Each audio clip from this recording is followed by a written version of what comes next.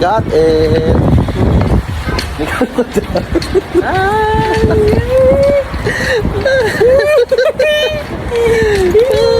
We'll open it na later. Let's open. Yes, this are. Dito na ba? Ang init eh. Let's see. Buksan mo na. Okay. Sabihin ko sa ito, mas maaga ka sa akin. 254. Okay, sige. Tingnan natin.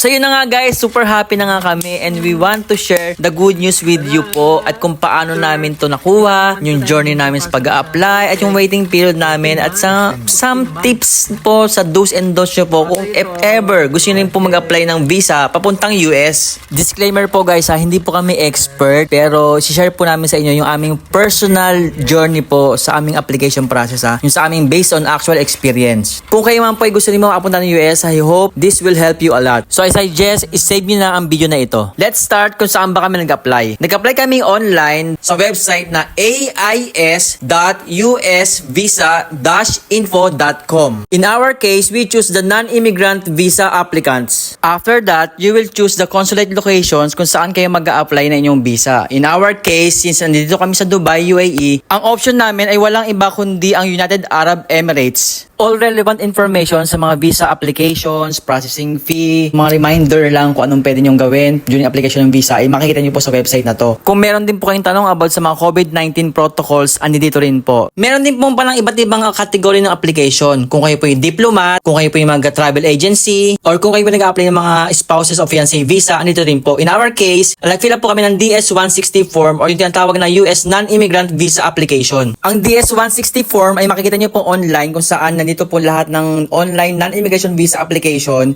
Since ang gamit ko po ay cellphone, hindi po siya compatible dahil kailangan po laptop po ang gagamitin nyo po dito. Inulit ko po, kailangan po laptop ang gagamitin nyo po dito para ma-access nyo po yung DS-160 form. To take a look, ito po ang sample ng DS-160 form. Mahalaga pong inyong tatandaan at i-memorize nyo po lahat ng inyong mga sagot sa mga lahat ng tanong nandiyan sa DS-160 form. Dahil importante po yan dahil malamang po for sure may mga chances daw po na during interview po process sa inyong visa, may chance po na matanong kayo sa lahat ng sagot po na inyong ni-fill up dyan sa form na yan. Lahat po ng details, mapa itinerary, purpose of visit, address nyo po doon, hotel na pag-i-stayan, magkano po ang nilalaan yung budget sa tour. Maaari din po kayong tanungin kung meron po ba kayong mag-anak doon o kaibigan o kakilala, which is for us, medyo red flag po siya, no? Kaya sa amin, better be safe po sa lahat po ng mga isasagot nyo sa kanilang mga tanong. Saka hindi lang po kailangan meron po kayong ticket o meron po kayong hotel booking bago po makapag-apply po ng visa. Importante lang po, alam nyo po kung saan po kayo mag-i-stay. Medyo clear lang po lahat po ng mga sagot nyo sa lahat ng mga tanong doon.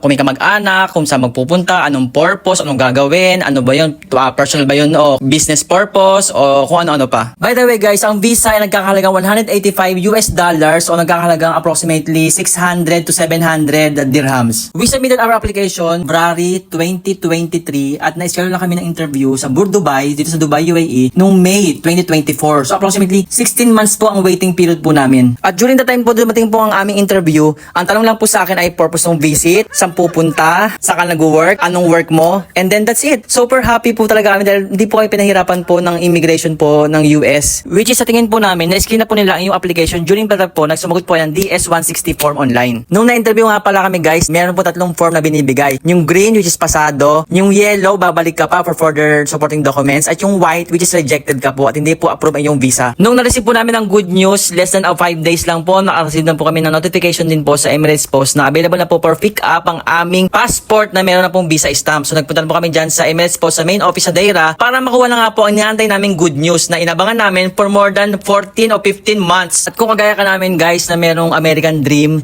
nako, yung excitement talaga namin yung time na to ay diba, sobrang nakakakaba, nakakatuwa, lahat ng emosyon guys na nararamdaman namin during that time na yan.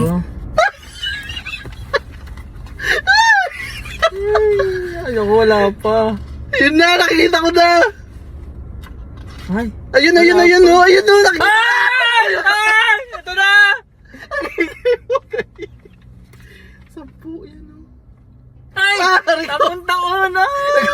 So guys, kung kagaya din po namin kayo na meron kayong plan na mag-tour sa US, kung ano man gusto gawin dyan, good luck po sa inyo and I hope you reach your American dream, okay? Bye!